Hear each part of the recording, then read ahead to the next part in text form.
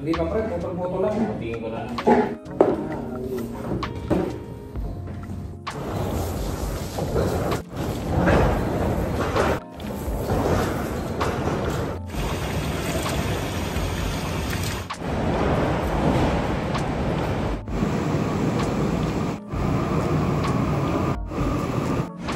Nag-yelo na. Ang tubong to. Ayan.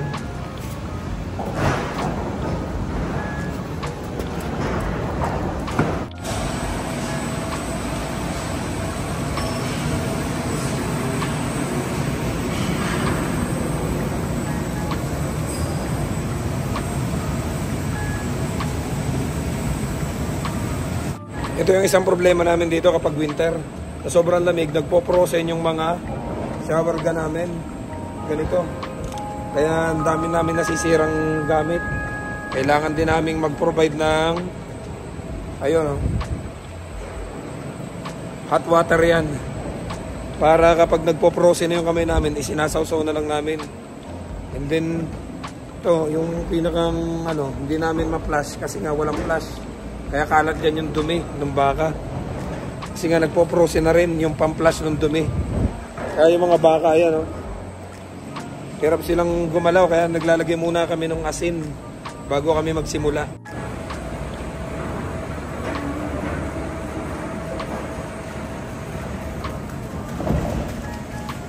Ito pa din, nag-frozen na rin yung controller namin dito. Ayaw gumana. Kaya, ang mangyayari, sakit ng leg ko. Kasi nga sa sobrang lamig, namamalat na ako ganang pag lalanghap ko yung lamig. Dahil nag-frozen na yung control button doon, dito natin siya pipindutin sa likod. Ayaw gumana. Ayun nag-yelo na yung mga sahig. Pati yung mga baka, dahan-dahan lang kasi baka madulas to. Nilagyan namin to ng asin kanina. So dito na lang natin siya iangat. Ayun para umangat yung gate.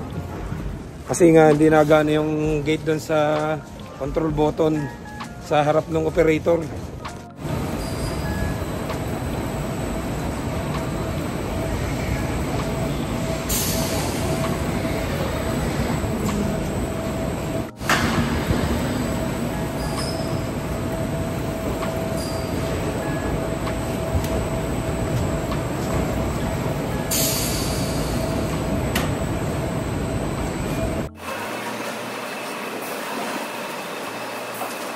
Isang bagay na nagpapahirap sa amin pag ganitong bagsak yung weather, yung negative na talaga, yung lahat ng equipment dito halos nagpo-frozen, nasisira yung mga equipment, and then yung mga tubo, and then yan, kung napansin nyo sa labas, ayan ang init, di ba?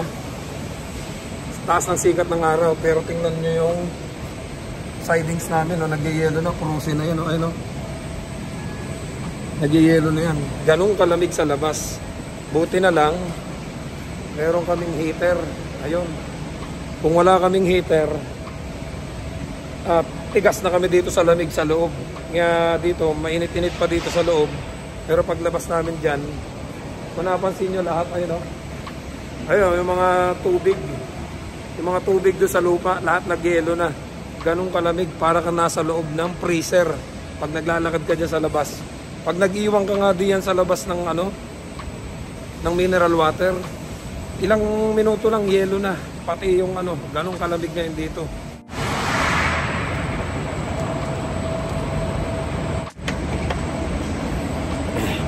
Tapos yung mga gripo namin, iniiwanan namin to. Iniiwanan namin ang bukas, yung ganyan iwanan namin natulo. Kagaya nito. We leave it open kasi nga pagbalik namin mamaya, wala kaming gagamitin kapag nag-frozen yung mga yan. Ganong kalamig dito. Pag hindi namin iniwan ng bukas yan, pagpasok namin mamaya, wala kaming panghugas na gagamitin. Lahat ng tubo dito nag-frozen na. And then bago kami umuwi, ibababa namin tong trapal na to. Yung trapal na yan, bababa namin kasi iniiwan namin ng nakabukas tong heater. Yan. Yung pan, galing dun yung heater sa taas na yun. Yung heater, ikakalat nung pan yung buga dito sa buong milking area. Pag hindi binaba itong trapal na to, yan. Pag hindi binaba yung trapal, kakalat yung yung init, lalabas lang dun sa mga open area. Masasabihan na naman kami ni boss ng pinapainit namin ng buong Canada. Yun, kaya kung napansin nyo, ayun, bumababa na yung trapal sa labas. Ayun, yan.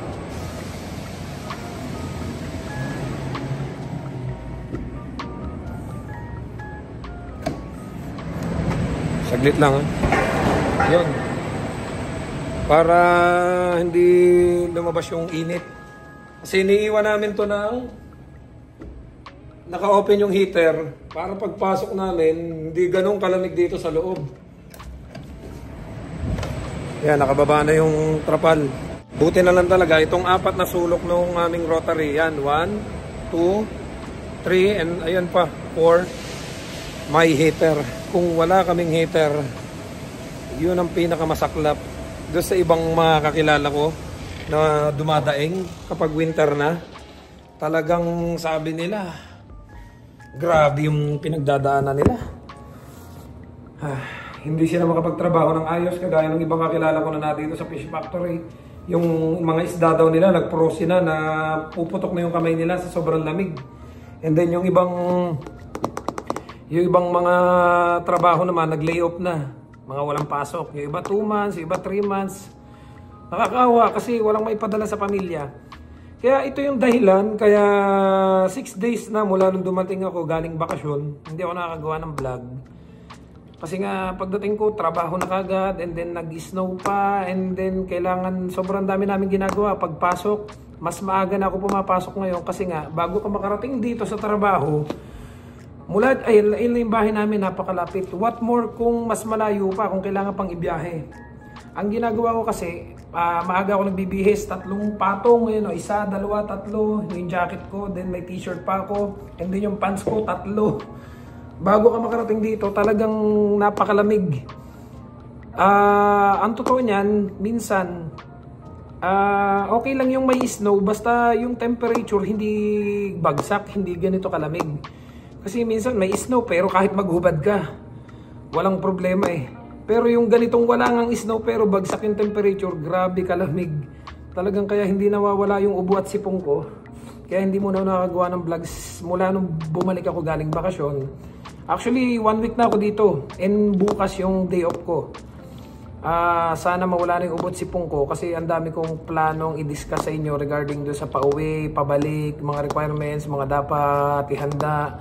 And then may mga gusto sana akong topic na maibigay sa inyo para magkaroon kayo ng idea dun sa ibang bagay na kakailanganin nyo pagdating dito sa Canada. Kaya lang talaga ang sama ng pakiramdam ko. At saka isa pa, sobrang busy. Nag-aasikaso kasi ako ng ko ngayon, ng permanent residency. Kung naaalala nyo nung minsan, magpapaasikaso na sana ako doon sa consultant namin. Kaya lang talagang mahal. Abutin siya ng 4,000 yung fee. Then plus yung mga babayaran ko pa. So siguro abutin ako na 6,000 sa single application lang yon. Kaya sabi ko try kong i-DIY. Mamaya magtatapos lang muna ako ngayon. Magbibis lang ako at pauwi na kami. And then may mga i-discuss pa ako sa inyong ilang bagay pagdating doon sa bahay. So magbibis lang muna ako guys. Balikan ko na lang kayo.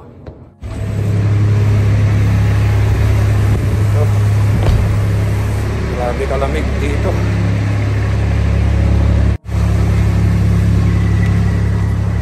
Oh. Ay, ayan, grabe kalamig. Tingnan nyo naman yung mga dinadaanan namin, no? Oh, yan. Lahat ng tubig, lahat ng liquid na makikita mo dito sa paligid. Kagaya niyan, ayan, no? Yelo na. Ayan. Ganun kalamig dito. Pero kung tutuusin, ayan, ang taas ang sikat ng araw. Ayan nga, oh, yung makapal dito na, makapal na tubig pag umuulan. Nag-frozen na rin, pwede ka nang mag-ice skating. Ayan, oh. Ay, ako, mas gugustuhin ko pa yung ano eh. Oh, yelo na yan. Itong makapal na yan. Oh. Ganong kalamig. Kaya kung ikaw ilalabas dito, maglagay ka ng mineral water sa... Ayan. Maglagay ka ng mineral water sa labas ng bahay mo. So guys, oh. Kita nyo to? Oh. Yelo na. Ganun siya kalamig dito. Kaya nung bumalik ako galing bakasyon, talagang hindi muna ako nag-vlog. Dahil may inuuna ko muna yung pagkagising ko. Kesa camera ang hawakan ko. Inuuna ko munang yung mga isusuot ko. Ilang patong kasi yung isinusuot ko eh. 2 damit, 2 t-shirt, tas 3 jacket, tas doble-dobleng medyas.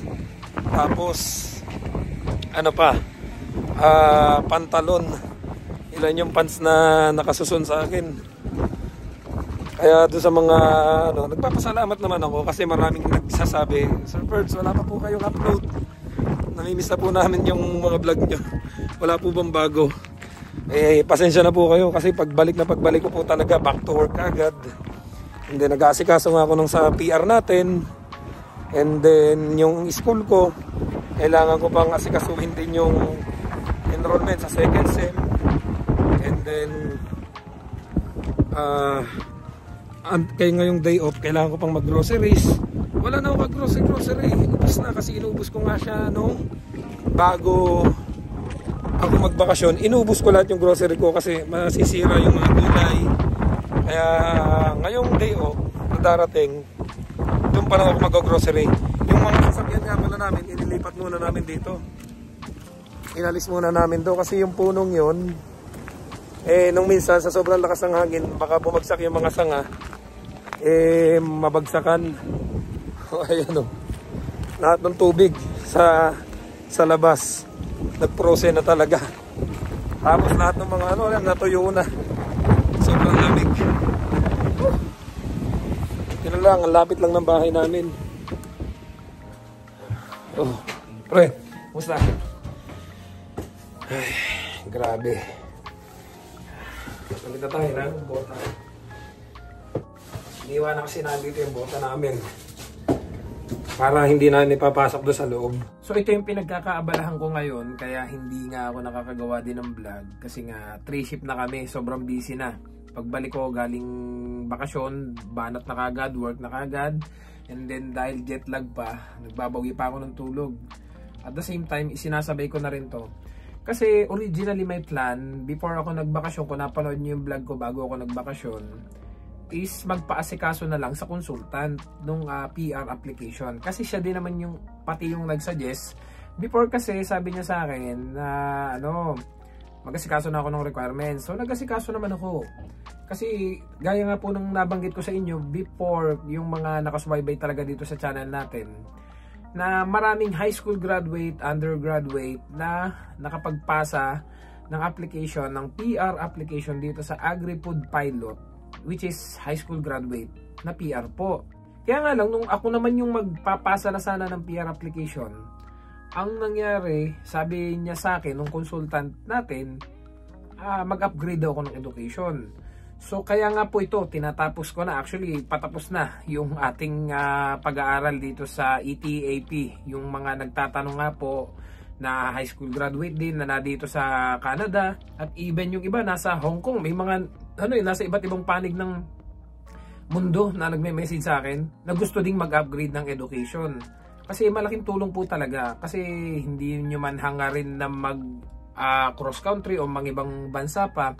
Pag uwi nyo, kahit papano magagamit nyo po yan, na kahit papano nakapagtapos kayo ng pag-aaral. So yung iba nga, ang daming na dito sa Canada na nagme-message sa akin, na nagko-comment, Sir, paano po ba yan? Gusto ko ding mag-aral kasi yun din po yung problema ko sa PR application ko, yun din po yung problema ko dito. Ako po ay hindi nakapagtapos, gusto ko sana magpasa ng PR application. Kaya lang, nung nag-upgrade na ako, inaantay ko na lang pong graduate kasi graduation na po namin ng June, this coming June, this year. So saka sana pa lang ako mag-a-apply ng permanent residency ng PR application natin. Pero sa kagandahan naman, ginawa na tayong supervisor dito, Yun nga lang, ipapasok ko na sana yung papel. Then sabi nung consultant sa akin, ipapasok ko na yung papel ng supervisor. Ang sagot naman niya sa akin, huwag mo na munang ipasok yung supervisor mong papel. Ang gawin na muna natin, ipasok na natin yung PR. Sabi ko, sir, nag-upgrade pa nga po ako ng education. Sa June pa yung graduation namin. Ang sagot naman niya sa akin, hindi na. Kasi may mga ipinasok akong high school graduate ngayon na na-approve. And then may mga nagko-comment do sa YouTube channel natin na ang sabi, sir, sabi ko naman po sa iyo, may mga kasamaan ako dito na until now ipinasok nila yung papel nila, even high school graduate sila, na PR po sila, kaka-PR lang po nila. So syempre, as per consultant advice na mag-upgrade ako ng education, nag-upgrade ako. Kaya nga po ito, tinatapos ko na. And ito nga, natutuwa ako kasi nakuha ko na yung ID ko. Ito yung sa PCU, Philippine Christian University, kung saan ako nag-aaral ngayon. Plano ko na sana talaga siyang tapusin. Kaya nga lang in-advise niya ako na ipasok na yung papel ko sa PR application. Kaya lang talaga, kasi may mga nagsasabi nga pala nung minsan, ay si Sir Purge, kaya laging inire-refer yung consultant na yon. Malamang meron siya. May nabasa po akong comment na gano'n eh. Sabi ko nga po, kung ako po ay meron doon sa consultant na yon, hindi ko na po kayo tuturuan ng mga DIY. Hindi po ba, ilang upload na ng video natin na tinuruan ko kayo mag-DIY ng tourist, ng visitor's visa. And then yung mga bagay na makakatipid para sa inyo, itinuturo ko na nga po. Kaya lang po kasi, nung dati po, marami pa akong time magbasa, marami pa akong time mag-research ng mga DIY na itinuturo ko sa inyo. Kasi nga po nitong huli, medyo na busy na kami. Even itong permanent residency application, pinag-aaralan ko po yan. Kasi po, lahat po ng free time ko, spend my free time sa pag-aaral. Kasi naniniwala ko na ang buhay ay walang katapusang pag-aaral talaga yan. Kung hindi nyo po naitatanong, kahit naman po tayo hindi nakapagtapos ng pag-aaral, lahat po ng free time ko talaga ini-spend ko. I know how to welding, electrical, lahat na po, butcher. Pinag-aralan ko po lahat yan. At even nung nasa Taiwan ako, baking, meat processing, sobrang dami ko na pong pinasok. Kaya even itong pag-aaral ng mga process dito sa Canada ay gusto ko matutunan kasi sineshare ko po nga po sa inyo para po mas makatipid kayo. Kaya nga lang, nung time na pinag-aaralan ko na yung permanent resident application, na busy na po ako dito sa trabaho, at sa ibang mga gawain pa, pumapasok din ako sa school. So hindi ko na siya natutukan. Pero ngayon, pagbalik ko, galing bakasyon, sabi ko nga, try ko nga ulit. Pinag-aralan ko ulit. And then nakuha ko naman. Kaya gusto ko sanang ituro sa inyo to. Pakita ko lang sa inyo, mabilisan lang ha. Para may idea kayo. Itong PR application na to na ngayon na pinag-aaralan ko, para makatipid kayo sa process. Kasi ayan, this is a permanent resident portal. May account na ako dito. Pag clinic natin yan, makikita nyo yan. Ito na yung application ko. Makikita nyo siya dyan. Yan, view my residence application. Yan. Ayan na, view natin. Yan. So naka-upload na yung mga documents ko diyan. This is my permanent residence application. May okay na to, mga pilapang ko na lahat to. And then ito yung pinakang, ayan, nasubmit ko na yung mga form. Actually hindi ko pa nasasubmit. Kasi nire-review ko pa mabuti kasi bawal lang mali dito eh. And then ito yung i-download na form. And then na-attach ko na dito, yan. Travel documents, my passport, naka-upload na yung self-pick ko, yung language test, yung aking visa photo, yung birth certificate, yung mga working experience, di ko pa na-upload kasi nga inaayos ko pa. Ito, yung mga requirements pa, police clearance, Taiwan police clearance, and then mga yan, lahat po na dito. And then you need to pay this, nakalagay po dito, may babayaran ka dito. And then pag nakompleto mo na to, mag-highlight na to, itong kulay blue to, submit your application. And then ito pa nga pala, turo ko na rin sa inyo to. Itong kasing may inaayos pa ako dito, yung sa tax. Yung sa tax kasi malapit na naman ang tax filing natin ngayong this coming February. Gusto ko din sana, ang dami kong gustong ituro sa inyo eh. Kasi ang pagpapile po dito ng tax, kalimitan ibabayad mo sa mga tax lawyer o sa mga nag-aasikaso ng tax. Minsan may $20, $30, $40, $50, depende po. So kung marunong na kayo mag-file ng tax ninyo, hindi na kayo magagastusan. kayo na lang mismo magpapail ng tax ninyo. Kasi ako na lang po nagpapail ng tax ko. Sobrang dami, napakadami ko pang gustong ituro sa inyo. Kaya nga lang, I don't have enough time. Limited na lang po kasi yung time natin. Mula nung nag-3 shift kami, nagagawa ko na lang po lahat yung dapat kong gawin pag day off. Hopefully this mga darating na mga day off natin, magawa natin yan. Tinatapos ko lang muna itong PR application. And then yung sa filing ng tax, malapit na. Ina-update lang naman yung file nun eh. Antayin ko lang yung T4. Hope na maituro ko sa inyo para po mas makatipid kayo kaysa ibabayad nyo pa. Alam ko maraming tatamaan na magagalit kasi mawawalan sila ng kita. At least nakatulong tayo sa kapwa natin na kayo na lang yung mag-asikaso. Yung, kaya po kahit pa paano, maunawaan nyo po sana. Medyo natagalan ako mag-upload. Ang dami kong gustong gawin sana para hindi na kayo nagagastusan. Kaya lang talaga yung oras ang kalabang ko. Kaya sana sa mga susunod na araw at abangan nyo po, sana magawan ko pa ng mga vlog tong mga ganito.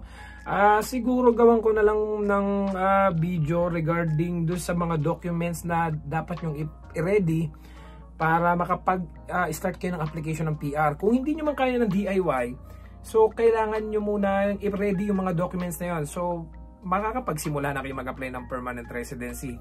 Kasi hanggat wala yung requirements na yun, hindi nyo magagawa to. For example, yung NBI, kailangan yung what do you call that? Yung language test, kailangan yung mga certificates, yung police clearance kung saan kayong bansa galing in your previous 10 years, at saka yung inyong educational credential or yung ICAS or yung WES. So tuturo ko sa inyo yan. Yun na lang muna siguro. Huwag na muna itong PR application. Medyo kasi medyo tawag dito, masalimuot. Kasi ang dami ko talagang pinipilapan. Maselan to kasi yung travel history mo ng previous 10 years, kailangan talaga detail. So hindi siya basta-basta ganun. Gusto ko kasi pag ituturo ko sa inyo detail by detail eh. Kaya yun na lang muna siguro yung requirements para makapag-start kayo ng inyong PR application. So hopefully bantayan nyo para sa susunod na mga vlog ko, baka magkaroon tayo ng time, magawa ko na. So don't forget to subscribe, like, and share this video para makatulong tayo sa mga kababayan natin na naghahangad makarating dito sa Canada. See you guys sa next vlog. I love you all. Bye-bye!